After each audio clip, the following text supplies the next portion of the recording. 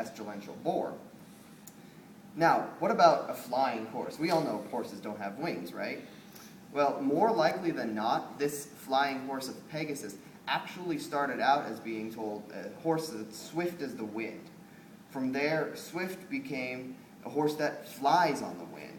And from there, wings grew out of the word fly. As we see with the game of telephone, as stories are passed down orally, oftentimes they get convoluted. So what one person hears swift as the wind, the other person hears flying on the wind. And when there are about 1,300, 1,400, 1,500 years of this oral storytelling, then we know how different it can be once we see it actually written down. For instance, this myth of Bellerophon was really first recorded by Hesiod in the 8th century BCE. If we take the estimation of the Great Flood of Deucalion and Pyrrha to be about the 3rd millennium, which is about the same time as scientists predict the Great Flood of Noah, then we also know that Bellerophon was the great-great-great-grandson of Deucalion, who survived the flood. So this means that there are about 1,200 years of oral storytelling between when the myth supposedly occurred and when it was actually written down. This, coupled with the parents' attempts to try to remember it from when they were children, telling it now to their children, it can be difficult for people to actually remember every single exact detail. And now we get a flying horse, literally, instead of metaphorically. So then, what about the stories that can't actually be true? What about those like Zeus's exploits? How could he really have that many different relationships? How can the earth be populated with so many demigods? Well, as not, the answer is very simple. There were many Zeuses. There wasn't just one Zeus. Now, how does this really happen? Well, Zeus really serves as an early example of cultural integration. At the height of its empire, the Greeks covered part of Africa, all the parts of Iraq, Iran, Afghanistan, all the way up into India. Now, as the Greeks are continuing to go further and further and further away from Greece, they begin to integrate with the other cultures there. So the other cultures also began to tell their own stories. Conquered peoples have different religions than the Greeks did themselves. They have different chief gods, different stories. And through the generations, their cultures become intertwined. The parents are telling stories to their children, and their children mix these stories in their head. They believe them to be of one thing. And as those children grow up and tell their children, all of a sudden, 50,000 Zeuses, who have different relations, all turn into one Zeus. And this one Zeus then has many relations. When we look to the myths of, say, Io and Europa, Io is probably a different person with a different chief god that she was related to, as Europa was over here. Different chief god she was related to, different story, different culture. However, as those cultures became intertwined, then those people began to tell the stories as two of the same. Really, in the long run, Zeus got the raw end of the deal. Today, we see him as just a womanizer who's loath to act upon his every whim.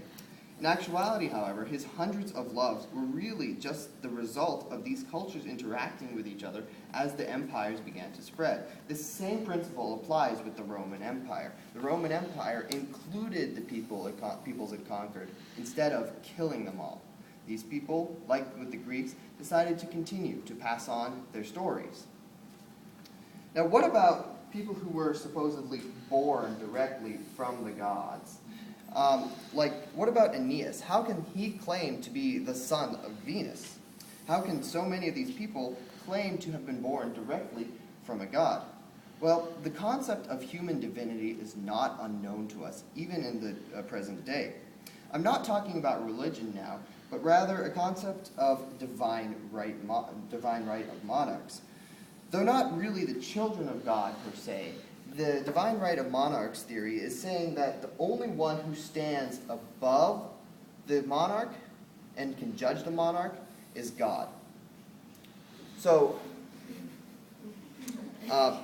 So they are not subject to the will of the people or the aristocrats, nor even the church itself. Instead, they transcend all human laws. Only God stood above them. Only God could judge them. Now, many of these children of Greek gods are descended from royal families.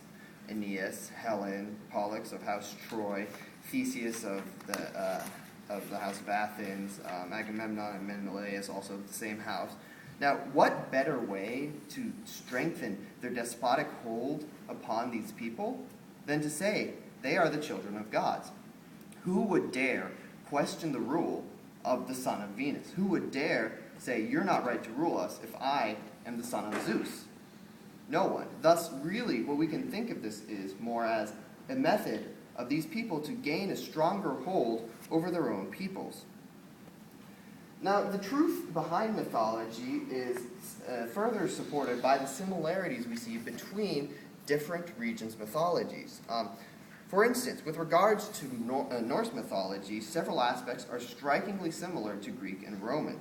The Norse chief god Odin was the master of sky and storm, and although he did wield a great hammer in place of lightning bolts. We see similarities in other respects as well with the myth of the death of Balder. When Balder died, his mother, Frigga, refused to give up hopes and attempted to convince people to go to the realm of the dead to retrieve him.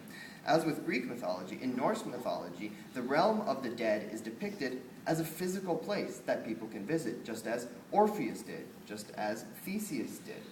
These people are actually able to go into the realm of the dead and negotiate with the chief god of the dead. Furthermore, the goddess of the dead, Hela, bears a striking resemblance to the Greek goddesses Hecate and Persephone, as well as the god Hades. She is depicted as wise, but also unyielding in character.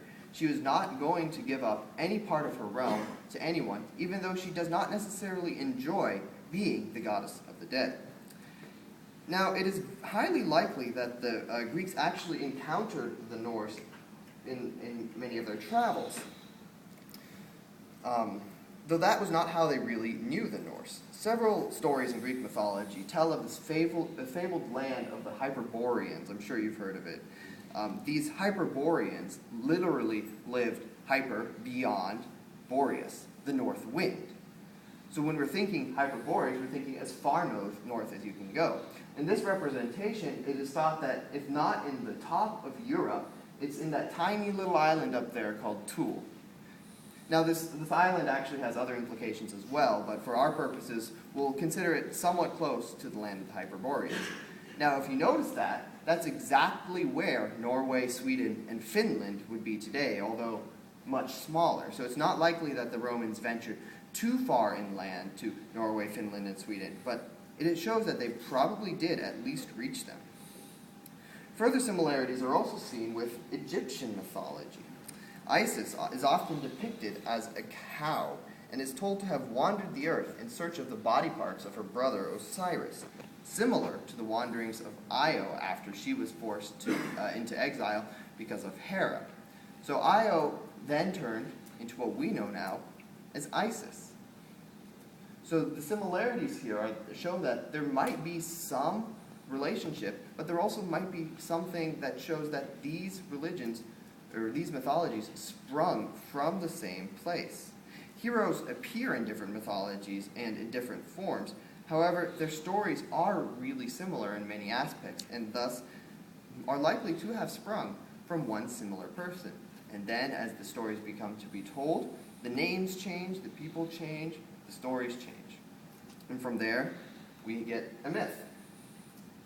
So now, one of the most famous stories concerning ancient Greece is that of the Trojan War.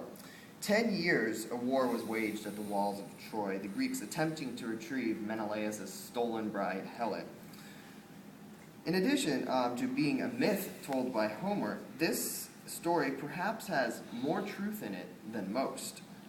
The ruins of Troy still exist in western Turkey. A 19th century archaeological expedition was led by Heinrich Schliemann into the ruins of Troy, which he determined were located near present, forgive me for mispronouncing this, Hisarlik. Whilst he was excavating, he uncovered a cache of gold, which he called Priam's treasures.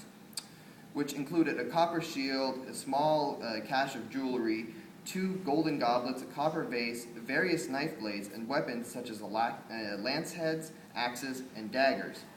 Now, there have been doubts as to the authenticity of his findings. However, he shows that the rocks themselves date back to about 1400 CE or BCE, which would be about the time Troy itself fell. In addition, however, even if this is not real, it still begins to give us some sort of image and picture of Homer's world as he knew it.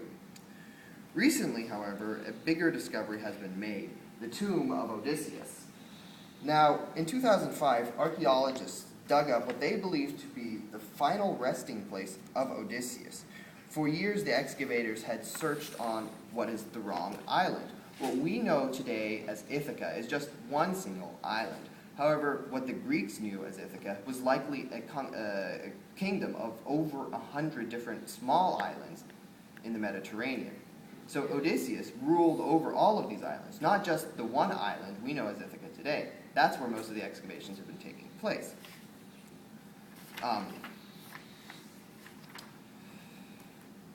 The tomb was discovered on the island of Kephalona in a small city called Poros. On this island, ancient city walls, as well as the spot that might have been an acropolis, have been discovered. The stones in this area date back to about 1300 BCE, which is approximately the time of the events of the Odyssey and the Iliad.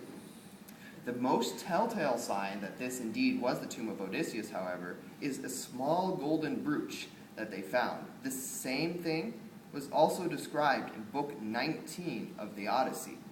They claim that it bears striking resemblance to that small golden brooch that Odysseus, in disguise, is ascribing to his wife Penelope, and what was found underneath this tomb. This golden brooch is now held in an archaeological museum on this same island, and there is much controversy over it, as there was with the discovery of Priam's treasures. People doubt its authenticity. People are going to say that it's not real, it's just formulated so that other people can pretend they know where Odysseus was resting. However, with the dating of the stones back to 1300 BCE and the grouping of the other evidence as well, it might be true that they did find something that was once a treasure of Odysseus's. Now then, there is one final question to consider about the extent of truth in Roman and Greek mythology. How far did the Greeks actually travel by sea? Up here are a couple visuals that I will be going through as I work through this next point. Now, there are many myths told of giants who live across the ocean and magic